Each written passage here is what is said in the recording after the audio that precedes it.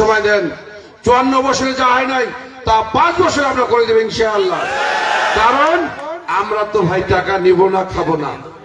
আমির জামাত বলছে যা আমার ফ্ল্যাট মুখ শুল্ক মুক্ত আমরা নিব না, আগেই আমরা কমিটমেন্ট দিয়েছি।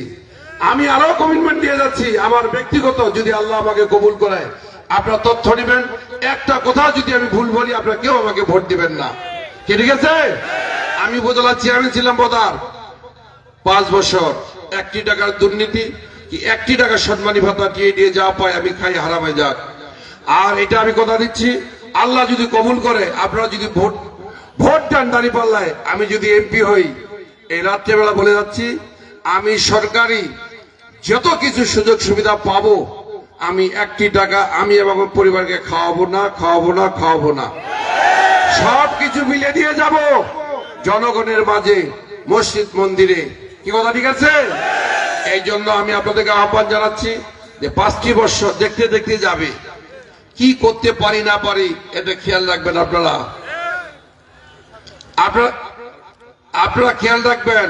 বাংলাদেশ জামাত ইসলাম যেখানে সমস্যা সেখানে আমরা যাই।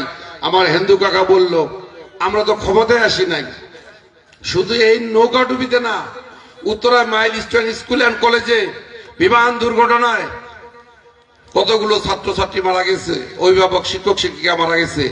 আমির জামাত সশরীরে যায়, ওখানে 50 লক্ষ টাকা, 20 জন ডাক্তার এবং প্রতিটি রোগীকে চিকিৎসা দেওয়ার জন্য উনি কমিটমেন্ট করছে এবং আমাদের হসপিটাল রয়েছে। আপনারা খেয়াল রাখবেন, বাংলাদেশ জামাত ইসলাম যদি ক্ষমতায় আসে যুবক বেকার থাকবে না।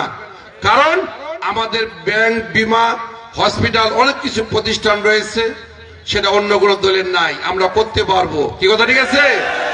দূরে যাব না, পঞ্চগড় সদর হসপিটালে আরেকটা এক্সটেনশন করা হয়েছে, সেখানে আসবাবপত্র কেনার জন্য সিভিল সার্জন এবং ডিসি মহোদয় বলছিল সর্বপ্রথম জামাতের উদ্যোগে আমরা 10 লক্ষ টাকা দিয়েছি, আলহামদুলিল্লাহ। কি কথা ঠিক আছে? তাই এই জন্য আপনারা এই 54 বছর অনেক নেতা নেতৃত্ব দেখছেন, অনেক দলকে দেখছেন, একটি বারের জন্য আমাদেরকে দাঁড়িপাল্লা মার্কায় ভোট দেওয়ার আহ্বান জানাচ্ছি। যেহেতু সময় স্বল্পতা, আমি এটুক শুধু কথা বলতে চাই, হিন্দু ভাইদের উপর বর্তমানে বিএনপির ভাইরা পাগল মরিয়া। আমি কিন্তু স্পষ্ট ভাষায় বলে যাই যে হিন্দু পাড়া তোরা ঢুকেন না, আমি ইনশাল্লাহ পাবো। কিন্তু মাঝখানে আমরা ঝেমড়ে গেল, কি ব্যাপার ঝেমড়ে গেল? পরে শুনতেছি এমন চাপ দিছে ওরা কখনো হয়ে আছে। পরে আমি যাওয়া শুরু করলাম যে ভাই 5 তারিখে খোলামেলায় বললাম তোমার এই হিন্দু পাড়া